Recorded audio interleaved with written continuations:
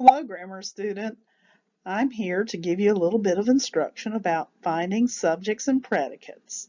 And these are essential roles in the sentence. Just a reminder, in case you forgot what a complete sentence is consisting of, in writing, not speaking, when we speak in fragments or speak in incomplete sentences, we can always clarify by adding information, or the listener can say, hey, I don't understand what's going on.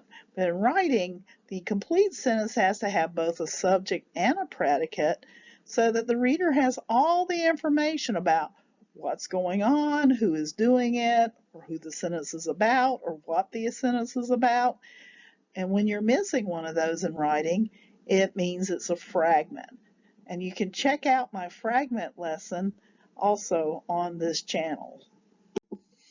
So what is a subject? The subject is who or what the sentence is about.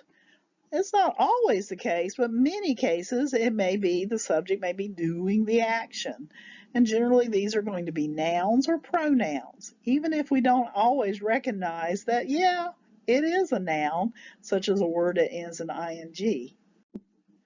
So subjects are nouns or pronouns, as you can see in this list. And so what you see here is you have John, Jane, dog, car, club, Durham, United States. Those are nouns, person, place, things. An idea could also be a noun, such as religion or democracy, things like that. Also, they can be pronouns, so any pronoun replacement you use, like I or you or he, she, it, we, they, these are the personal pronouns can be subjects. Now there are some pronouns like them or me, even though we use them verbally, are not subject form, so we don't want to use them. So here's some examples of subjects in sentences. John went to town. He visited Jane at her home. He is the subject here, not Jane, because he is doing the action. He is the subject. Here's another one. For fun, John and Jane drove to a club. Late into the night, they danced to music. The dog ran down the road. It chased a fast car. The car was faster than the dog. The poor animal seemed sad and tired. So watch out for some strange, unusual looking subjects.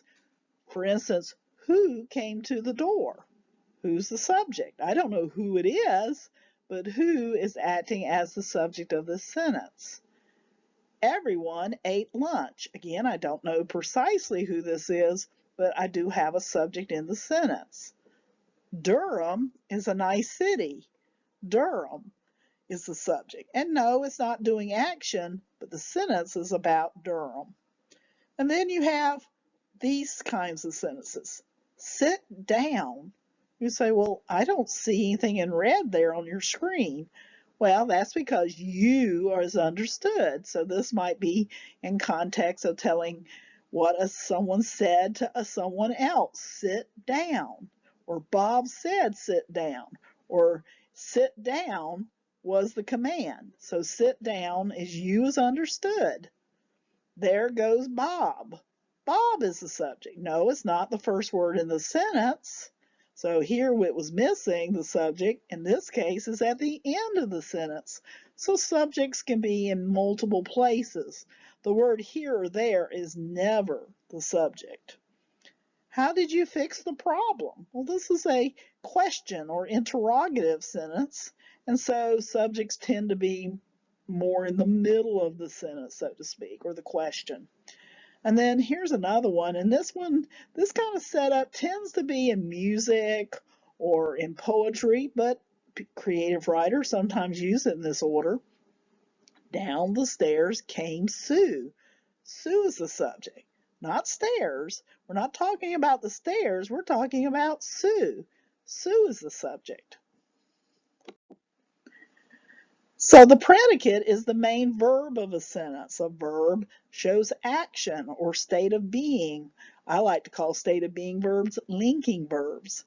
So here's some action verbs: jump, ate, see, drove, dance, visit, run, chase. Anything you can think of that you do is an action verb. And then linking verbs: is, am, are, was, were, seem, look, appear are some of the linking verbs. They don't do action, but they are a predicate. They serve as a predicate, so they can make a sentence complete.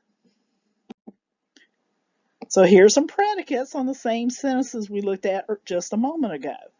John went to town. He visited Jane at her home.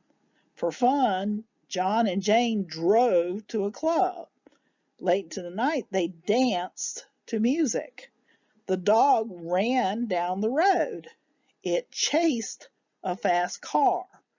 The car was faster than the dog. And here in this case, you can see there's no action going on. This verb is the predicate that links the subject with information. The poor animal seemed sad and tired. Seemed being the predicate is linking the front of the sentence, poor animal, to sad and tired. So here's some more that are linking or connecting verbs. They just link the subject with other information. Bob is very tired. I am a teacher. We are students. She was late to class. They were nice. The day seems dreary. You look great. The men appear busy. You can have two subjects or two predicates.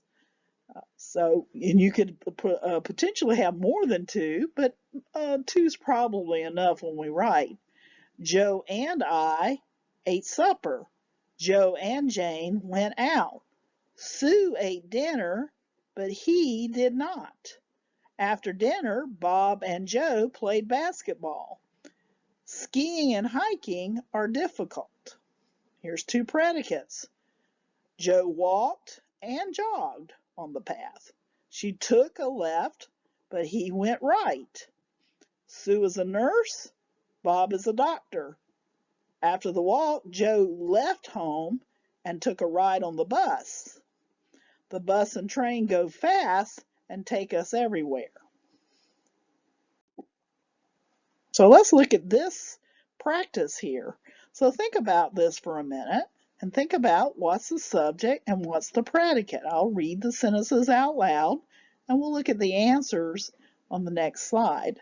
The owl landed on the tree. My friends rode the bus to class. Who ate my sandwich? After the large meal, Sarah still wants dessert.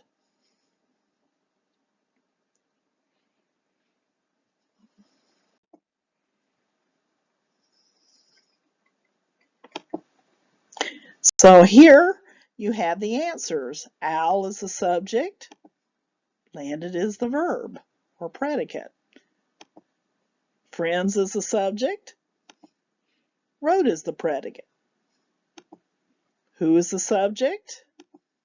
Ate is the predicate. Sarah is the subject.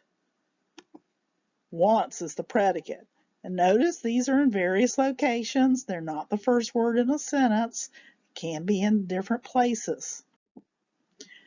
Look at this slide and these items. What's the subject of each? What's the predicate of each?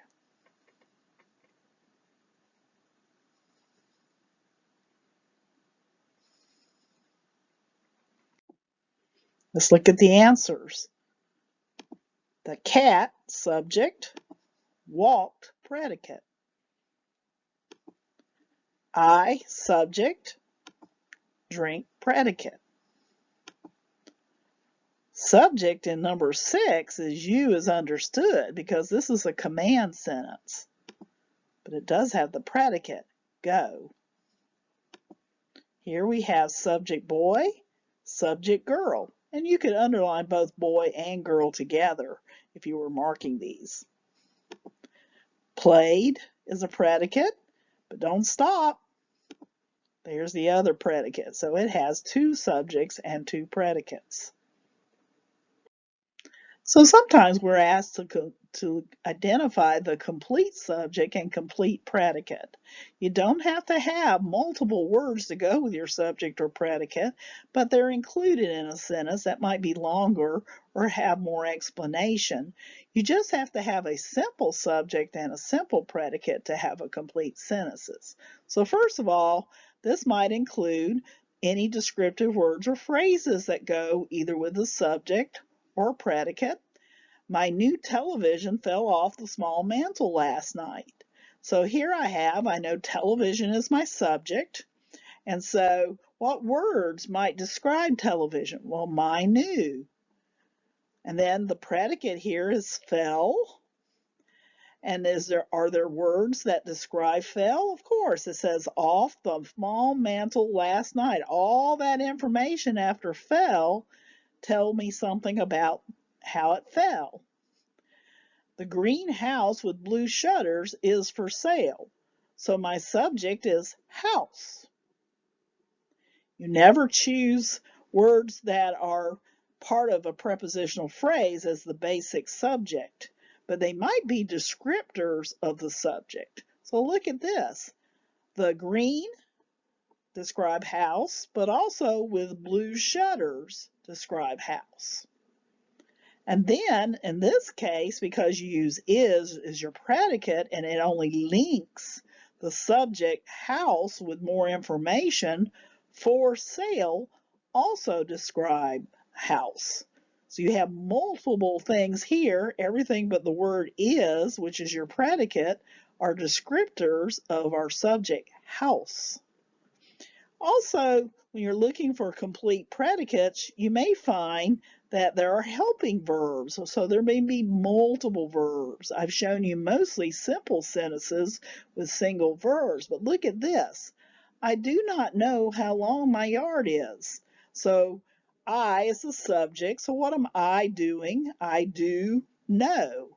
So know is a big verb or main verb, and then do is a helper. So I'm going to include do. I'm also going to include the adverb not and the word know. And those are the basic parts of the verb. But you also would include how long my yard is, because all of that tells you about know. But your helper here is do.